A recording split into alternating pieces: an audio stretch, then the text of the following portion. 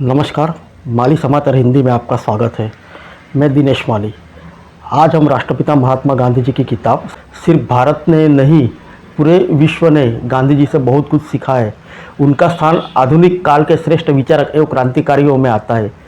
सत्याग्रह, अहिंसा, स्वाभिमान के मूल्यों का प्रतिपादन करने वाले महात्मा को समझने के लिए उनके जीवन का सूक्ष्मता से अध्ययन करना आवश्यक है। महात्मा गांधी जी की आत्मकथा सत्य के प्रयोग हमें यह करने का एक अवसर प्रदान करती है।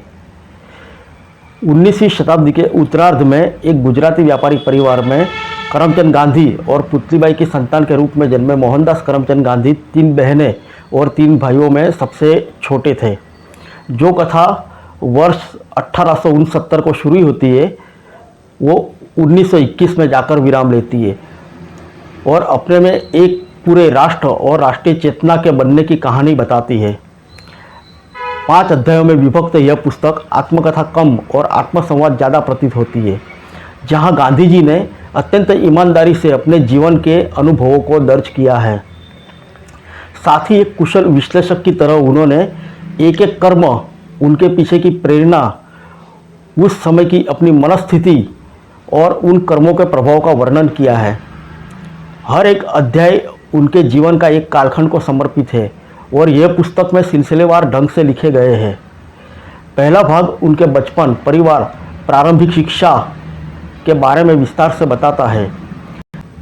यहाँ पर हम उनके बाल विवाह के बारे में भी जानते हैं, जब 13 साल की उम्र में उनकी और कस्तूरबा की शादी हो जाती है। बचपन के अपने भटकाव और गलतियाँ के बारे में गांधी जी पूरे ईमानदारी से लिखते हैं। वह पुस्तक में दिखाई पड़ता है, चाहे वह चोरी करना हो, मांसाहार के सेवन की कोशिश करना या विवाह के बाद की आसक्ति। इन सब को गांधी जी ने न सिर्फ साहस से स्वीकारा है, बल्कि उनको परामार्जन एवं प्रायश्चित की स्थिति के बारे में भी लिखा है। ये गहन तटस्थता से गांधी जी अपने जीवन की परिस्थिति के बारे में बात करते हुए उम्र के साथ उपजी परिपक्वता और उस पर निर्णय भी देते हैं, पर ऐसा करते हुए भी वो कहीं 16 आने सच से कम किसी चीज़ पर भरोसा नहीं करते और इसी वजह से हम उनकी लेखनी में एक पारदर्शिता और मजबूती पाते हैं जो इस किताब को समग्रता प्रदान करती है।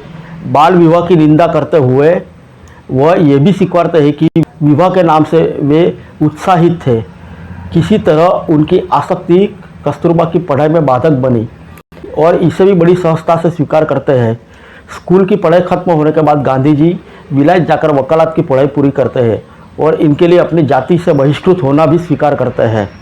इंग्लैंड में 2 सभ्यता के बीच फंसे युवक मोहनदास करमचंद गांधी का मानसिक द्वंद्व कई परतों में खुलता है।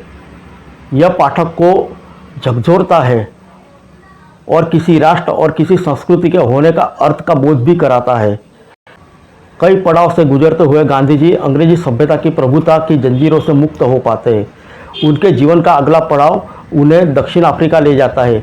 यहाँ नस्लीय भेदभाव का सामना करने पर उन्हें यह एहसास हुआ कि भारतीय और अश्वेतों के विश्व में कितनी दयनीय स्थिति है और इसी प्रवास से उनके अंदर की क्रांति के बीज पनपे। अपनी किशोरावस्था में ही वे प्रबुद्ध धार्मिक विचारकों के संपर्क में आए, जिनमें बौद्ध, जैन, हिंदू एवं थियोसॉफिकल के विद्वान शामिल थे।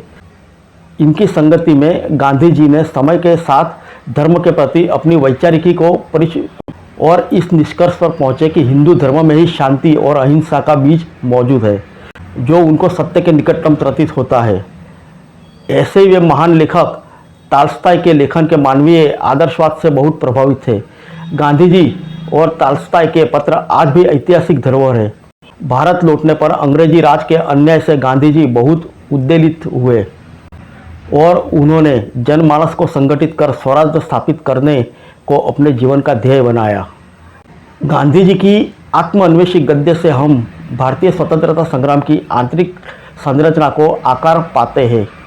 यह स्वसंवाद राजनैतिक, सामाजिक, सांस्कृतिक एवं दार्शनिक हर एक आयाम में संभव होता है।